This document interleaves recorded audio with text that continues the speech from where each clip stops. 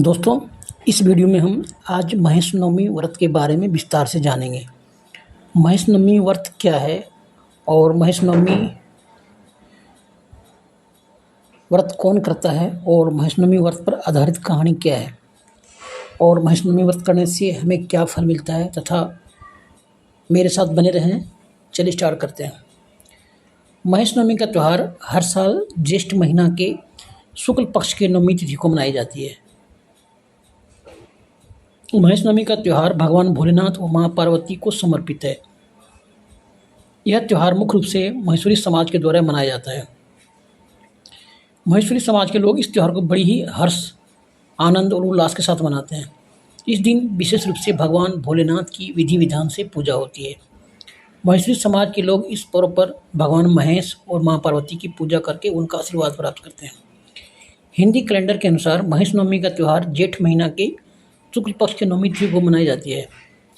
लेकिन अगर अंग्रेजी कैलेंडर की बात करें तो यह त्यौहार 2025 में 3 जून को मनाई जाएगी और 4 जून को बुधवार को इनका पारण मनाया जाएगा।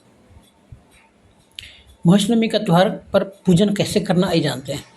महेश नवमी का त्यौहार अत्यंत फलदायी और शुभ माना जाता है, इसलिए आइए जानते हैं इस पर्व को कैसे किया जाए। सर्वप्रथम शुभ मुहूर्त में उठकर घर आस पड़ोस की सफाई करनी है। उसके बाद स्नान करके साफ वस्त्र धारण करना है। पुनः घर के आंगन में चौका करके भगवान भोलेनाथ और माँ पार्वती की प्रतिमा को स्थापित करनी है। भगवान की प्रतिमा पर चंदन, धूप, अक्षत चढ़ाएं और दीप प्रज्वलित करें। भगवान भोलेनाथ को बेलपत्र, धतूरा तथा भांग का भोग अवश्य लगाएं। उसके बाद ओम नमः शिवाय का जाप करें और महेश नवमी की कथा को ध्यानपूर्वक सुनें। अंत में आरती लगाएं और ओम जय शिव ओंकारा आरती सुने। फिर प्रसाद वितरण करें और भगवान और माता से आशीर्वाद प्राप्त करें। आइए जानते हैं महेश नवमी पर आधारित पौराणिक कथा क्या कहती है। महेश नवमी का त्यौहार को महेश्वरी समाज के द्वारा मनाया जाता है। ऐसी मान्यता है कि महेश्वरी समाज के वंशज की उत्पत्ति के रूप में इस त्यौहार को मनाते हैं। ऐसा भी मानना है कि महेश्वरी समाज के वंशज को भगवान भोलेनाथ से आशीर्वाद प्राप्त हुआ था। पुराणों के अनुसार किसी नगर में राजा खड़गलसेन राज्य करते थे। उनके राज्य में सभी प्रजा सुखी और संपन्न थी। राजा की उदारता की चर्चा दूर दूर तक फैली हुई थी। राजा खड़गलसेन को उसकी प्रजा उन्हें पिता का सम्मान देते थे, लेकिन राजा खड़गलसेन को कोई संतान नहीं थी, इसलिए वो हमेशा दुखी रहते थे। राजा खड़गलसेन ने भगवान भोलेनाथ की कठिन तपस्या की, जिसके फलस्वरूप उन्हें एक पुत्र की प्राप्ति हुई, जिनका नाम उन्होंने राजकुमार सुजान कंवर रखा। ऋषियों तथा ज्योतिषियों ने राजा खड़गलसेन को कहा कि अपने पुत्र को 20 वर्ष तक उन्हें उत्तर दिशा में जाने नहीं देना। ठीक है सर महाराज। समय धीरे धीरे बीतते गया। राजकुमार सुजान जब बड़ा हो गया तो एक दिन शिकार खेलने के लिए वो अपने सिपाहियों के साथ उत्तर दिशा की ओर चला ही गया। वहाँ जाने के बाद वो क्या देखता है कि वहाँ बहुत से ऋषि मुनि तपस्या में लीन हैं और जग भी कर रहे हैं। कुछ लोग जग कर रहे हैं।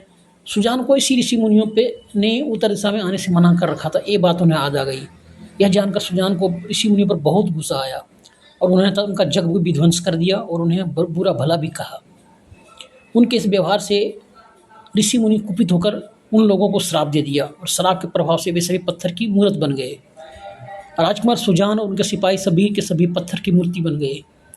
जब यह समाचार का पता राजमहल में चला तो राजकुमार सुजान की पत्नी चंद्रावती ने सभी सिपाहियों की पत्नी के साथ मिलकर भगवान भोलेनाथ की पूजा अर्चना पूरे विधि विधान से की। भगवान भोलेनाथ ने उनकी प्रार्थना सुन ली और उन सभी को श्राप से मुक्त कर दिया। वह दिन नवमी ही थी, इसलिए महेश्वरी समाज के लोग महेश नवमी त्यौहार को हर्ष और उल्लास के साथ मनाते हैं, क्योंकि भगवान भोलेनाथ की कृपा उन पर बरसी थी।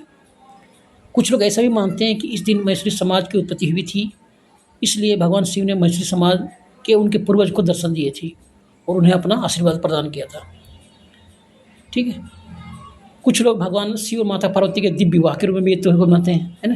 दोस्तों, ये पर्व इससे जो भक्त इस पर्व को करते हैं उनके घर सभी दुख दूर, कष्ट दूर हो जाते हैं और सभी तरह की मनोकामनाएं पूर्ण होती है और सामाजिक एकता और भाईचारे का बढ़ावा भी मिलता है। थैंक यू दोस्तों। इस वीडियो में इतना ही। मिलते हैं अगली वीडियो में अलग टॉपिक के साथ। वीडियो अच्छा लगे तो लाइक कीजिए, सब्सक्राइब कीजिए और हमारे चैनल को सब्सक्राइब बिल्कुल न भूलना। Thank you.